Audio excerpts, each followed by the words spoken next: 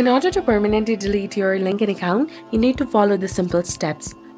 Open your LinkedIn application on your mobile device and make sure that you're logged in with your specific account. Now tap on the profile picture in the top left corner of the home page. Go to Settings in the bottom left corner of the screen. You will come across the Settings page. Among all these options, you need to click on Account Preferences, that is the initial option in this page. Tap on it. Now scroll all the way down and go to Account Management, and there you will see two different options, that is Hibernate Account and Close Account. If you choose to hibernate your account, it will be closed temporarily, and if you click on Close Account, you're going for a permanent deletion of your account. Tap on Close Account, click on Continue, select a region for closing your account, and then click on Next again.